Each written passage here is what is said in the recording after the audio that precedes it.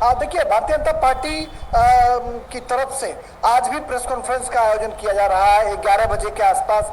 जो बिहार के पूर्व डिप्टी चीफ मिनिस्टर हैं तारकिशोर प्रसाद, वो प्रेस कॉन्फ्रेंस करेंगे। भारतीय जनता पार्टी का जो यहाँ पर मुख्यालय है बीरचंद पटेल पथ पर पटना में, वहाँ पर वो प्रेस कॉन्फ्रेंस करेंगे और फिर उसमें अपनी स्ट्रेटजी जो है उसका खुलासा करेंगे।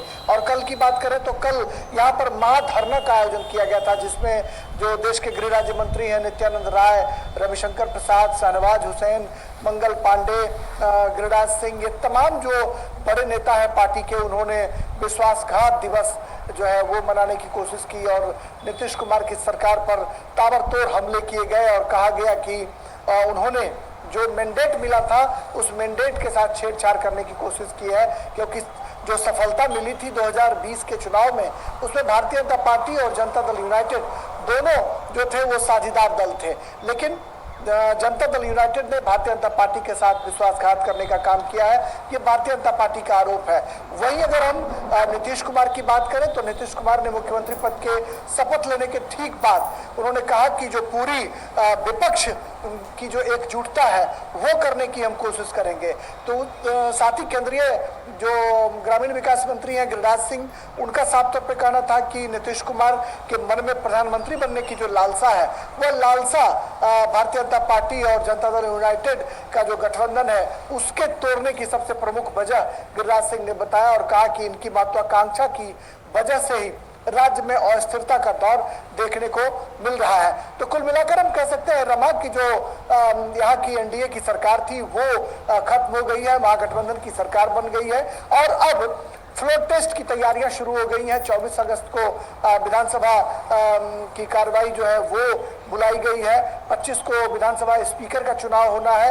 अब सब कुछ जो है वो स्पष्ट होगा तब जब विधानसभा चलेगा, लेकिन उससे पहले कैबिनेट जो बिहार सरकार का जो मंत्रिमंडल है, उस मंत्रिमंडल को के गठन की चुनौती जो है वो सबसे ज्यादा दिखाई पड़ रही है कि किस तरीके से जो उनके को पार्टनर हैं, जो एलाइज हैं, उनको कैसे एकोमोडेट किया जाएगा। चूंकि अब कांग्रेस भी उनकी साझेदार दल है, सीपीआई, सीपीएम और माले और कांग्रेस और जो हिंदुस्तानी आवाम मोर्चा है जीतन राम मांझी के नेतृत्व वाली, उसको भी एकोमोडेट करना होगा।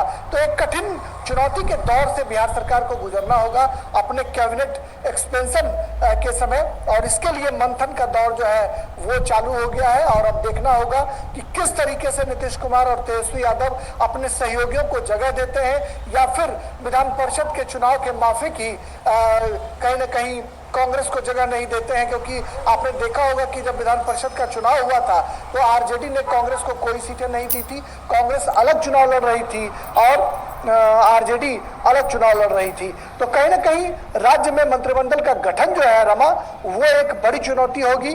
देखना होगा कि तेजस्वी और नीतीश कुमार कैसे इस मसले को हल कर पाते हैं। बिल्कुल, जो आपने कैबिनेट का गठन बताया है इसमें एक बड़ी चुनौती बताई है। इसके अलावा जो साथ लेकर अब ये गठबंधन तो बन गया है, लेकिन इसको साथ लेकर आगे चलने में कितनी बड़ी चुनौतियां आएंगी, क्योंकि चुनाव के दौरान जिस तरह की बातें एक दूसरे के बारे में कही गई, अब वही लोग एक साथ मिलकर जब सरकार चलाने के लिए आगे बढ़े हैं तो जनता के सामने किस तरह से फेस सेविंग करेंगे, ये भी एक बड़ा मुद्दा रहेगा।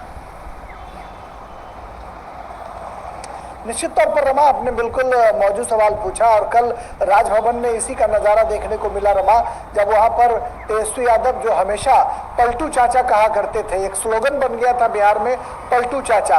जब 2017 में इसी तरह से आरजेडी और जेडीयू की सरकार टूट गई थी और भारतीय जनता पार्टी के साथ नीतीश कुमार वापस आ गए थे, तो उस समय उनको पलटू चाचा कहकर वो संबोधित करते थे। कल शपथ ग्रहण के बाद जब तेजस्वी यादव मुख्यमंत्री नीतीश कुमार की तरफ बढ़े तो उन्होंने उनका पैर छूकर आशीर्वाद लेने की कोशिश की और नीतीश कुमार ने उन्हें गले लगाने की पेशकश की। तो वह जो नज़ारा था वो बिल्कुल बदला बदला सा था। और जब हमने आरजेडी के नेताओं से यही सवाल किया कि एक वक्त था 2017 में जब तेजस्वी यादव ये कहा करते थे कि जनादेश की डकैती हो गई, जनादेश की चोरी हो गई, आज वही आरोप भारतीय जनता पार्टी लगा रही है। तो आपके पास इसका क्या जवाब है, क्या माकूल जवाब आप इसका दे पाएंगे? तो आरजेडी के लोगों ने स्पष्ट तौर पर ये कहा कि तब जो था वो अलग दौर था, आज जो है वो अलग दौर है। यानी भारतीय जनता पार्टी को सिर्फ रोकने के लिए दोनों जो है चाचा और भतीजा गले मिलते नजर आए। पांव छूते नजर आए तेजस्वी अपने चाचा का, और कहीं ना कहीं एक नए समीकरण का आगाज जो है वो यहाँ पर दिखाई पड़ा। लेकिन भारतीय जनता पार्टी भी जो है वो, जो अब तक की जो जानकारी प्राप्त हो रही है